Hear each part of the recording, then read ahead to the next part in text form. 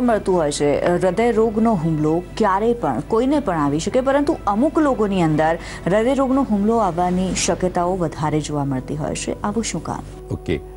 તમે જે પહેલો સવાલ પૂછેલો હતો એ સવાલને જ આપણે કદાચ આગળ કન્ટિન્યુ કરવાનું વિચારીએ અને આ સવાલને એની સાથે આપણે જોડવાનું વિચારીએ તો એવું કહી શકાય કે આપણી લાઈફસ્ટાઈલ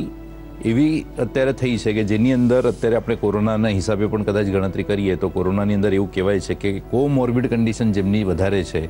એવા લોકોને હૃદય રોગનો હુમલો પણ આવવાની શક્યતા વધારે હોય છે અને કોરોનાની ઘાતક અસર એને વધારે પડતી તકલીફ આપતી હોય છે. તો આવી કઈ કન્ડિશન હોય છે કોમોર્બિડ કે જેની અંદર હૃદય રોગની તકલીફ વધારે થતી હોય છે અથવા તો આપણી રોગ પ્રતિકારક શક્તિ ઓછી થતી હોય છે? જેમ કે એમાંથી 5 એવા રોગ આપણે કહી શકાય કે બ્લડ પ્રેશર છે, ડાયાબિટીસ છે, કોલેસ્ટ્રોલ છે, વજન વધારે હોવું છે.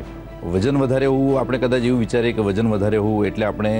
મિસકન્સેપ્ટ એવું કહી શકાય, લોકોના મગજમાં ખોટો પૂર્વગ્રહ છે કે ખાતા પીતા ઘરના લોકો હોય એમના વજન વધારે હોય છે, પણ ખરેખર એવું નથી હોતું. જેમને વજન વધારે હોય છે એવા લોકોની અંદર